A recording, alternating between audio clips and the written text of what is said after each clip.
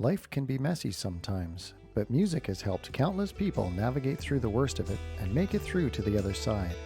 Today, we're going to be talking about second chances with our guest co host, Walter DeBarr. Walter is a musician with a unique style who hails from West Virginia and has an incredible story to tell. I have to warn you that we're going to be keeping it real today, folks, with some pretty powerful stories. But at the end of the day, we think that you'll feel hopeful and inspired. We've got some of Walter's songs in our show notes for today's episode at stewietunes.com. Thank you for listening. Welcome to the Stewie Tunes Show. These are insights and commentary on the music and musicians that shape our lives. And now, let's go back to class with your hosts, Tony Stewart and Aaron Badgley. Good evening, Mr. Badgley. How are you? I'm very well. How are you, Mr. Stewart? I am doing very well, and you'll be happy to know that I started teaching my grade 9 class about the Beatles today, so that was pretty exciting. You're a pretty cool teacher, and that's probably the only subject I passed at school, but they didn't teach it. No, that's very cool. Did they like the Beatles? They did. They had some good questions, and it's going to be an interesting couple of lessons here. Like their project for tomorrow is they have to choose a Beatles album because they're all posted on YouTube anyways. Choose a Beatles album and listen to the whole thing, and write about it. So that'll be pretty interesting. That's a lot more interesting than coloring maps like I used to. Exactly. So I am going to let you introduce our guest, and I'll let you take it away. So you introduce our guest co-host here. Yeah, this is an interesting story because I've never met this man in person, face to face, but he's my brother.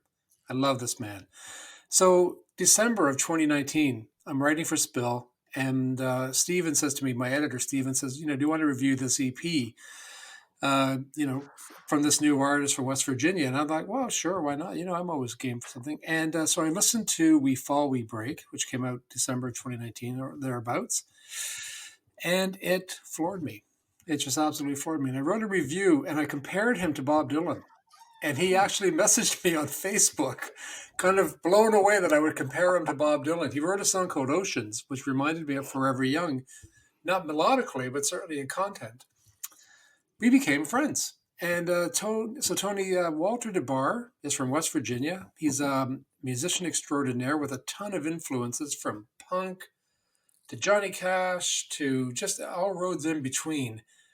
And he's one of the most talented writers today. And he's got the most unique vocal. What can I say? Walter DeBarr is my man. He also has an incredible story to tell, because this is not just some guy who popped up on American Idol and, he's paid his dues and then some. So that's who it is. Walter DeBarr is our guest co-host. Oh man, hey guys. There he is. Thanks for coming on the show, man. It's great to finally meet you.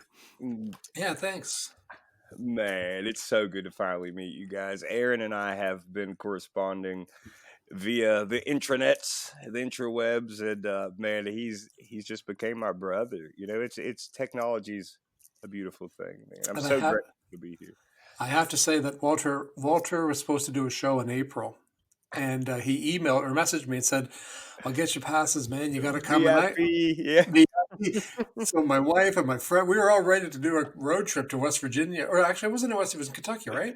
Yeah, that one was in Kentucky, and then the pandemic hit. So I owe him a huge hug, because this guy's a hugger for the record, everybody. Absolutely. So we didn't get to meet in person. Maybe in the new year. Yeah, hopefully in the new year. It's going to happen. So, Walter, I think we should probably start, with the elephant in the room always right now is this whole pandemic thing. How are you handling this? Because you're a musician who performs live and relies on that. And how are you handling everything right now? Man, we've been doing a whole lot of live streams. I've been trying to stay busy with interviews. We're filming a documentary that should be out in the coming months. We've played a few outdoor shows. We have a show coming up here soon, actually this weekend. It's sort of a little like guitar shop deal. We've just been, man, we've been staying busy, but trying to work a little more on the promotion and marketing side of things and learning that aspect, you know. You're being a bit modest.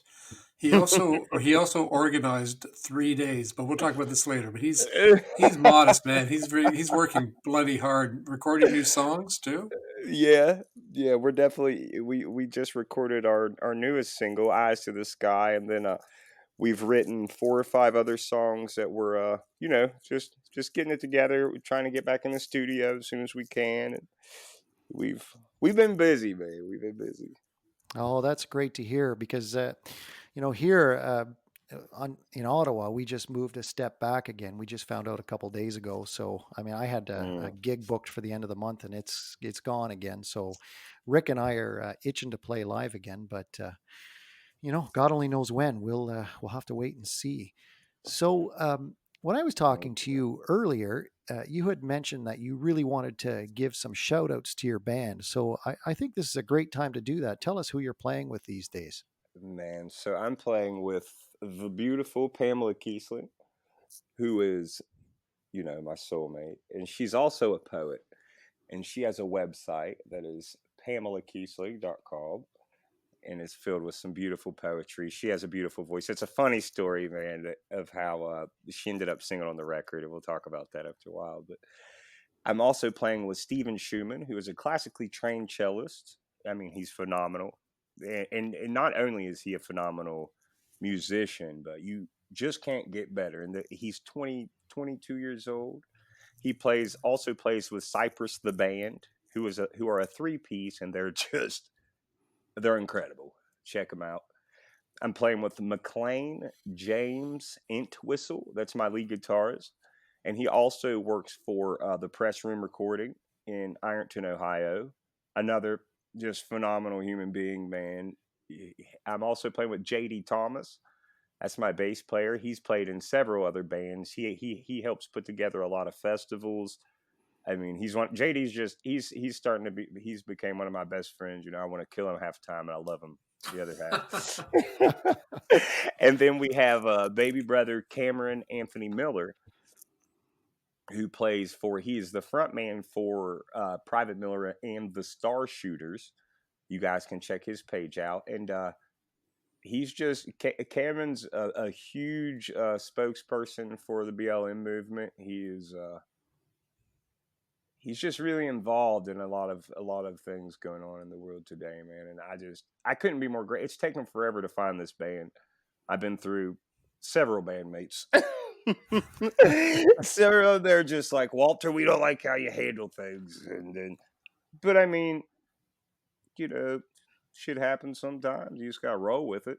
And I found this family of people, of musicians who have just the music just flows, man. I don't tell anyone what to do. That's what makes our band so special. Everyone brings their own perspective to what we're doing, and that's the band's we just been writing, man. Right. It brings some really strong, and I just want to back up a bit. Pamela's poetry, everyone, please check it out. She writes incredible poetry, and I don't want to embarrass her or Walter, but she's an incredible talent. And I remember the first time I heard her singing with you, and it's a beautiful mix, man. Beautiful. It really is. Her voice is just, it's something listen, I got to tell you this real quick. We were in the middle of writing We Fall, We Break, of recording at Rose City Recordings. And I heard Pamela singing in the shower. And I was like, oh my God, we've been needing this female voice. And she's never done this before. A week later, she's singing on my first EP. Oh, nice. And now is like, the second longest member in the band. And it's just incredible. We share the stage together now. And it's something beautiful. And I'm going to share something with our listeners. Pamela is also the person who made sure that Walter was able to get connected to Zoom and Zencastr. Yeah. Had Pamela not have been here, this interview wouldn't be this happening conversation right now. never would have taken place. So thank you, Pamela, for that. They said, "Thank you, baby." So I got to tell you, Aaron introduced me to your music the first time. Was Oceans was the first song of yours that I heard. I Mm, love that song, man. That I play that song probably at least once a week. I just does something for me, hits me. that means a lot, man. That means a lot. I wrote that song for my daughter Josie Marie, who was at the time 9. I don't get to see her that often, and it was the perfect excuse to write a song for my baby girl. She's my only daughter, and I think it's a song for all of us parents, man. That just eventually, we send our kids out into the world, or sometimes we don't get to spend as much time as we would like with them, and it's just a song that I felt would help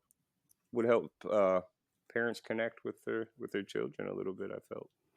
Yeah, that's that. I'll put a link to that song in the show notes if that's okay with you, Walter. I'd like. Please, yeah, no, please do. And I mean, first of all, your daughter's cute as a button, but Oh, thank you. I have two daughters who are grown up, and I send them that song and well, you've met Emily, Yeah, and yeah, the sweetest.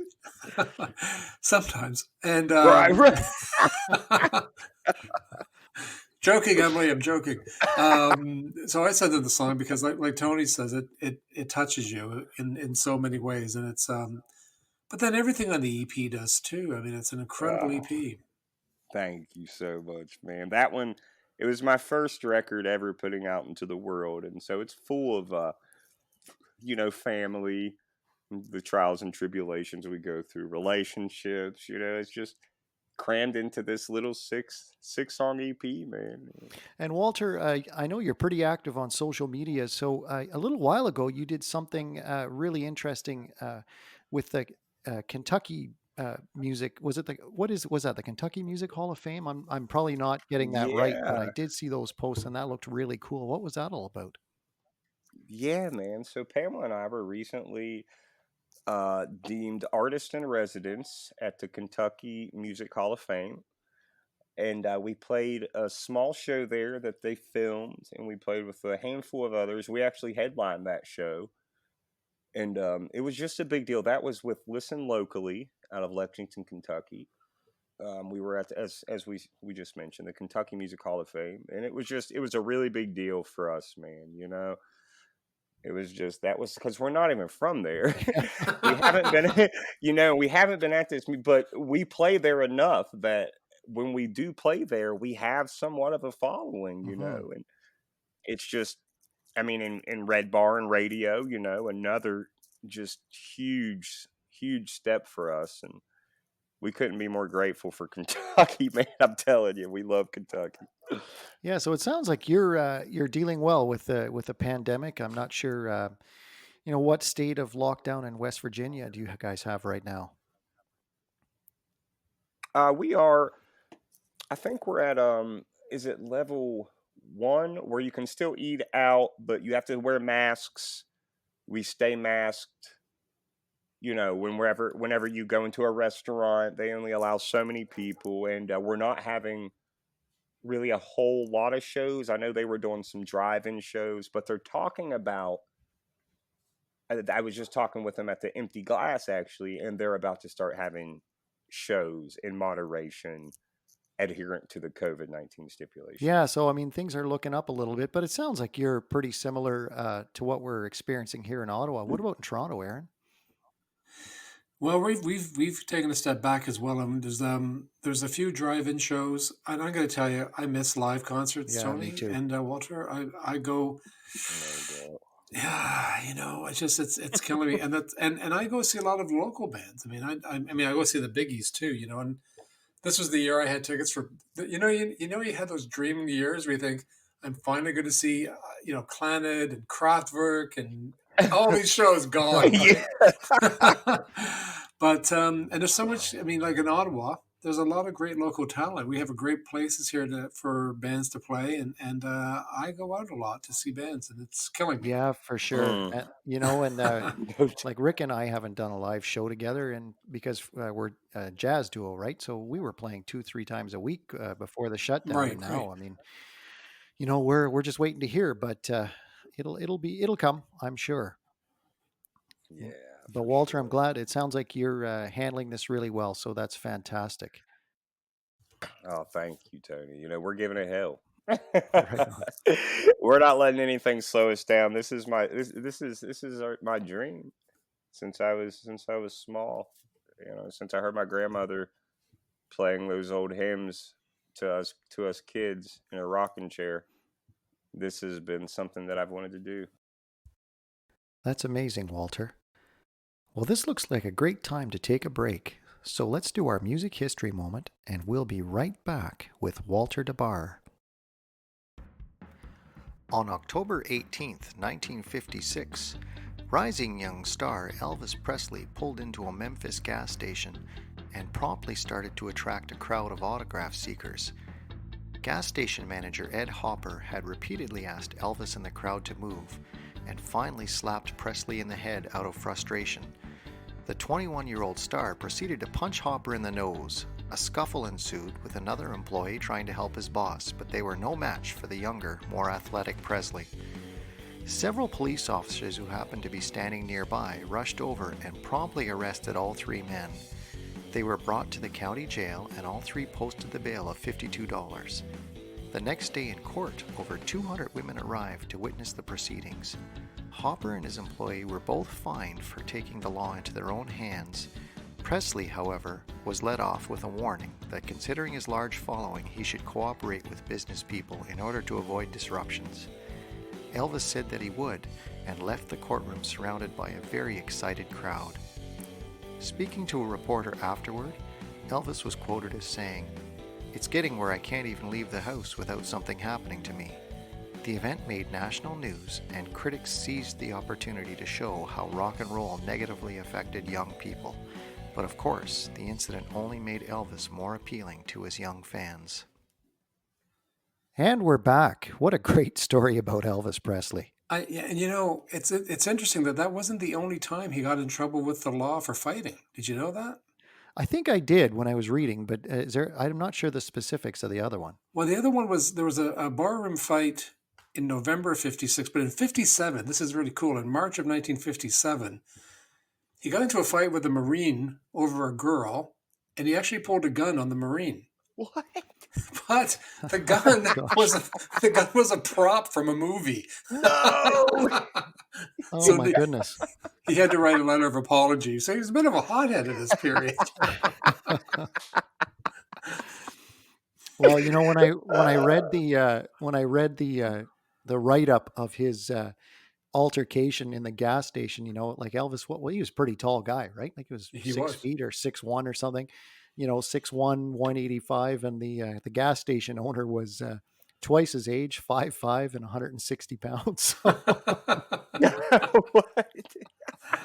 I tell you, people forget that about Elvis. The guy had he was a human. He was great. Great story. Right, Great yeah. story, Tony. Great It's story. so cool. Yeah, that is such a great story, Tony.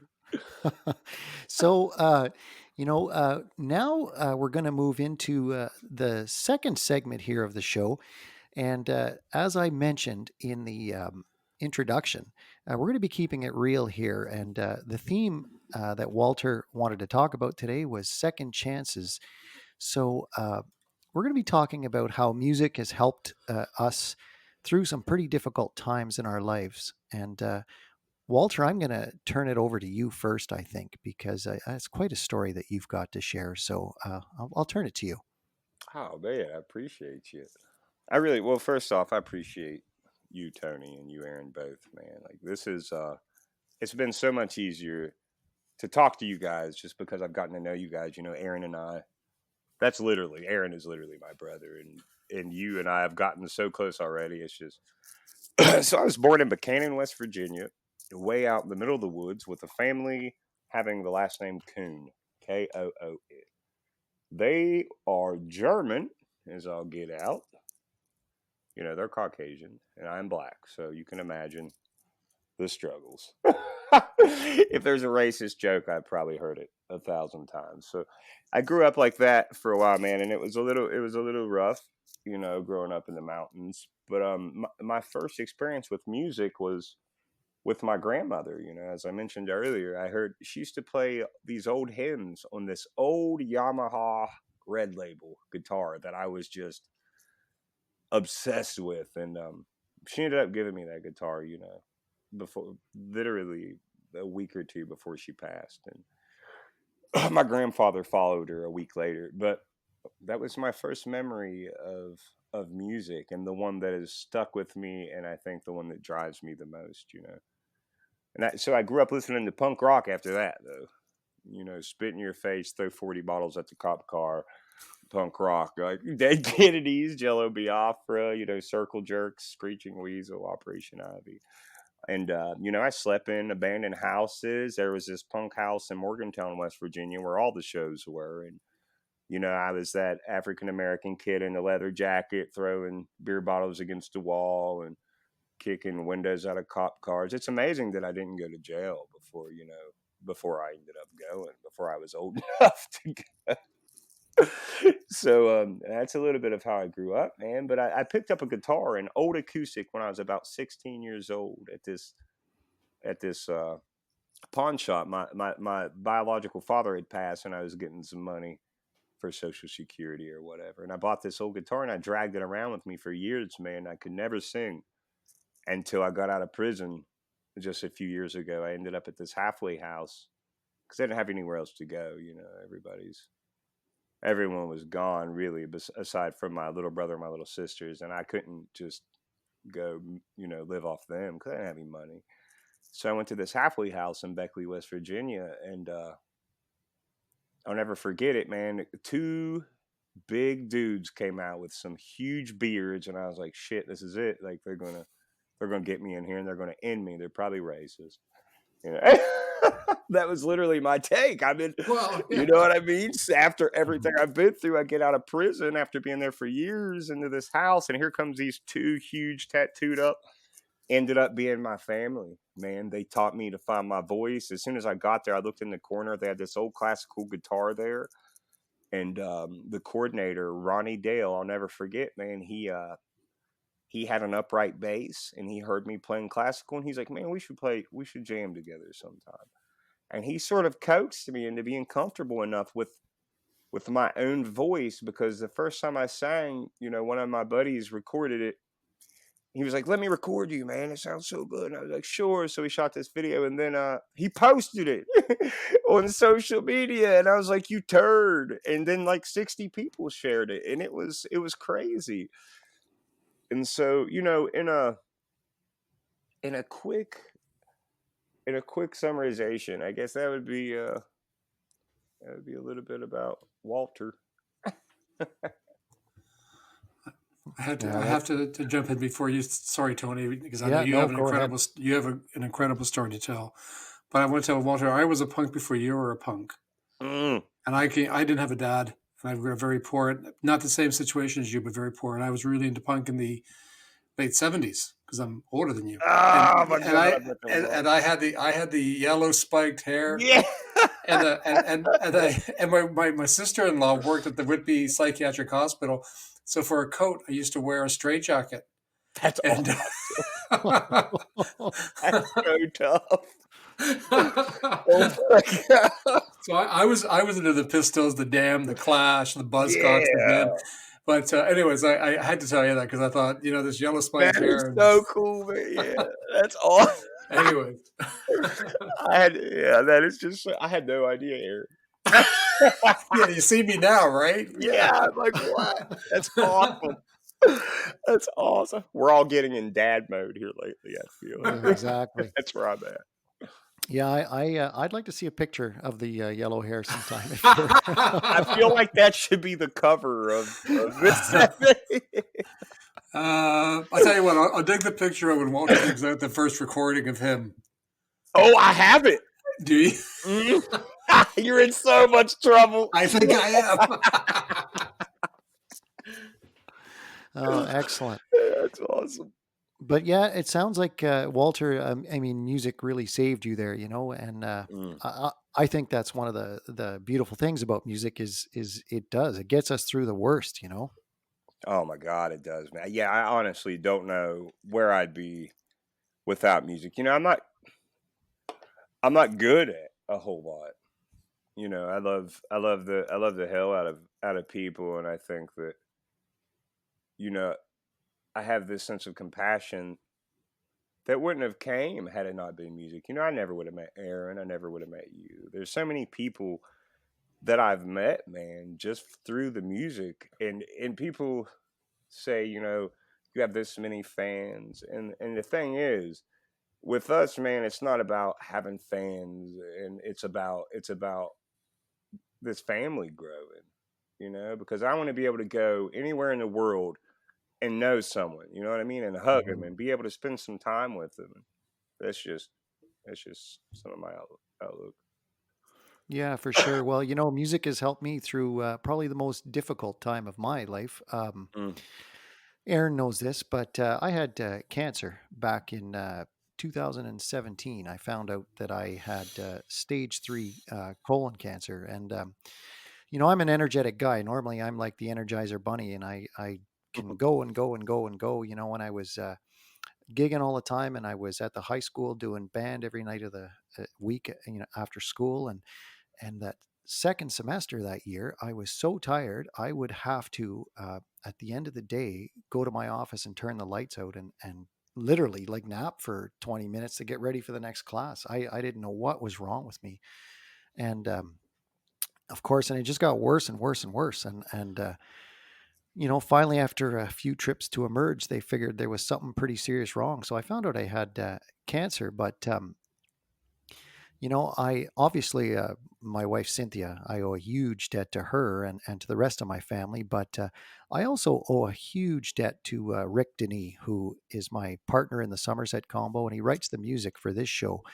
And I found out on July 17th, 2017, that I had cancer, and Rick and I had a gig that night, actually.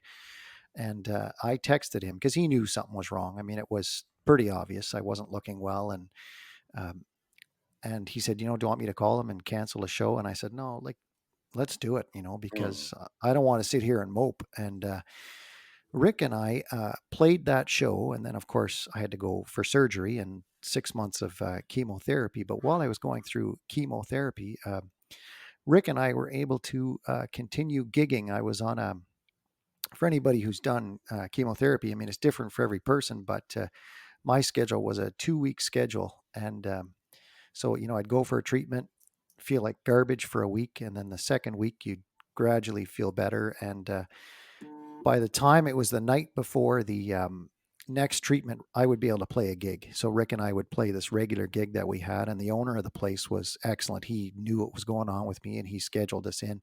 Mm. And I'd be exhausted, by the end of the third set. But Rick was there with me, and that really kept me going, and quite often he would have to drive, and it was incredible, but it got me through that. And it just was an example of, just being able to maintain some kind of control when you feel like everything's spiraling out of control like that. And got through it okay. I feel great now. I've been, cancer free since February 2018. So no complaints, feel really good and very grateful for sure.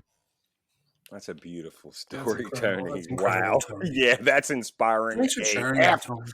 Thank you. Thanks. Well, Thank that's you. why I can't speak highly enough about Rick. What a friend that guy is. And that was amazing Yeah, to help me get through that. I'm gonna be shooting him a friend request as soon as we get off this conversation. So I did warn you folks that we're keeping it real tonight. So No that's doubt. my real story. We are going to move on to our next break. We've got a great one. It's our You Say It's Your Birthday segment. And Aaron, I only did one for this birthday segment because it's a really important one. So let's cut to break, and we'll be right back. Today, we're going to celebrate an especially important birthday. Chuck Berry was born on October 18th, 1926.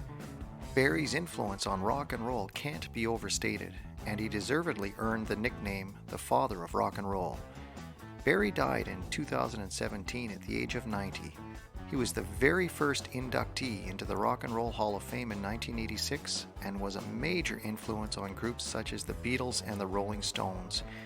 His classic song, Johnny Be Good, is preserved on the gold record on the Voyager spacecraft that is hurtling through the cosmos. And we're back celebrating the birthday of the great Chuck Berry. You know, I got to stop you for a second, Tony. I got a bone to pick right now. I love Chuck Berry. I grew up with Chuck Berry. I have 78 recordings by like 78. It's the old 78. It's 10-inch.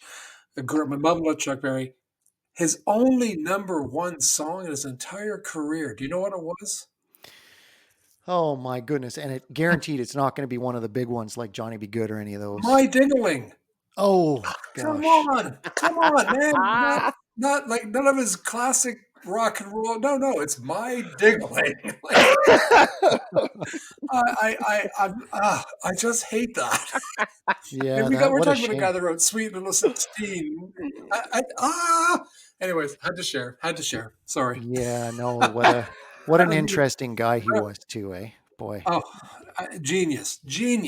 Rock and roll music, Roller Beethoven, Maybelline. Maybelline. Yeah, incredible. Oh, sorry. I'm okay. Never a problem, my friend, never. So we're in the home stretch here, and Aaron, you had something pretty special about Walter that you wanted to share, because I know Walter probably would not admit this himself, but it's a pretty cool thing. So I'm going to let Aaron tell us about this. Walter is far too modest. I agree. He organized 3 days, 3 consecutive months, a whole 12 hours from noon to midnight. And I'm going to say it the Canadian way. He says it the cooler way, but Appalachian music. Are these bands from West Virginia, Kentucky? I mean, first of all, what the hell is in the drinking water there? but Tony, every festival, 12 hours, okay? 2 different bands an hour. 36 bands? I mean, I'm for failed math, but it's a lot of bands. And Walter organized it. Him and Pamela organized it. And Walter, you talk a bit about it because you organized it. I helped a wee bit, but man, what a festivals those were. Those were great. They were all streamed, folks. They were like live streams. Oh man, you guys are putting me on dynamite. I just love you, Aaron and Tony.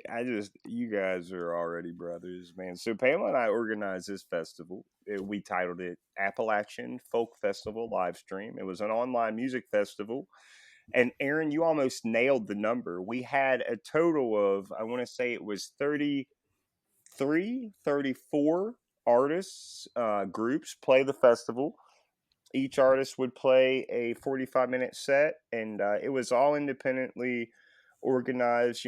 All the proceeds, it was a 3-month festival. So each month, all the proceeds went to a different organization, that either we or the world felt needed it at the time. And we had Aaron had got us plugged up with the Spill magazine, and we just blew it up. At one of the festivals, we had nearly 10,000 people going or interested.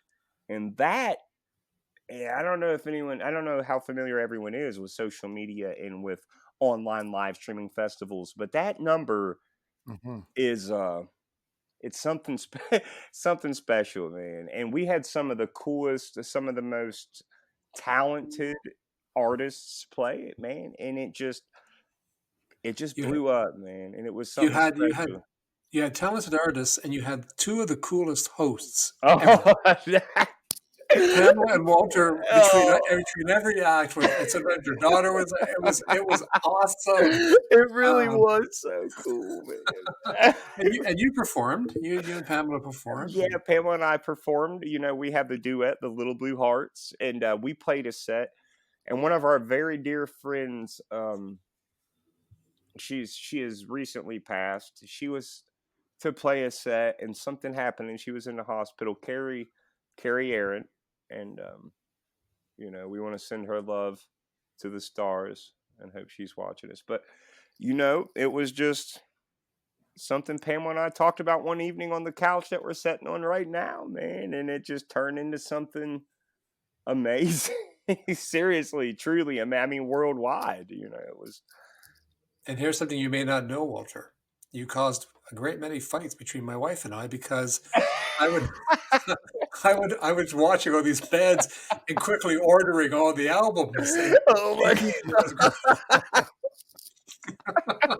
I've caused many fights between husband and wife. That is so not true. That is not true whatsoever. That's she wasn't. We didn't fight, but she was like, "Oh, Aaron, you can't order every You're record." spending so much money, right? That's awesome, man. I don't have any money. I don't have any, right? Oh, same. Well, this looks like a great spot to bring it home. Before we move on, though, Aaron, you have to do our 6 Degrees of Beatlemania. So let's cue up Rick's music and we'll do 6 Degrees of Beatlemania.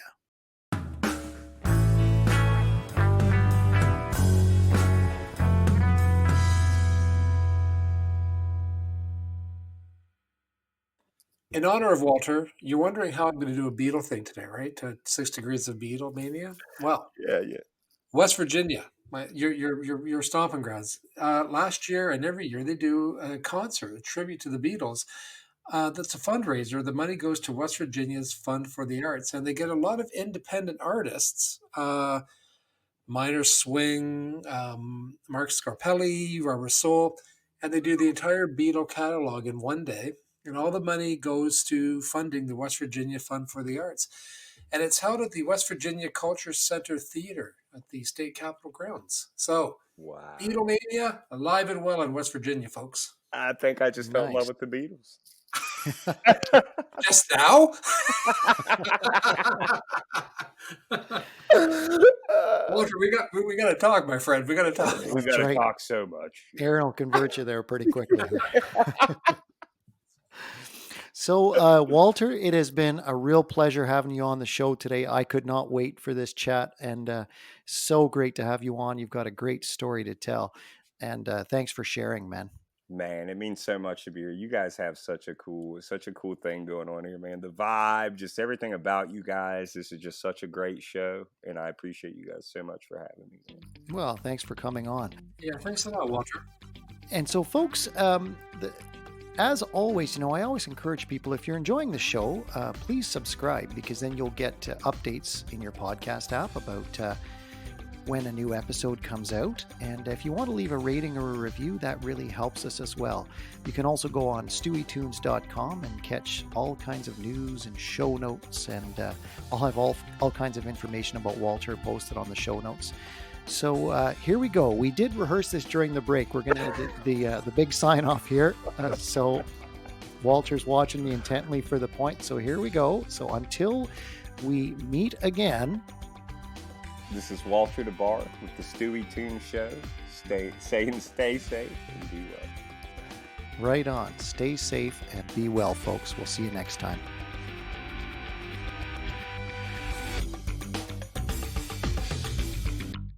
Thanks for listening to the Stewie Tunes Show. Follow us on social media or visit us online at stewietunes.com. And if you're enjoying the show, don't forget to click subscribe.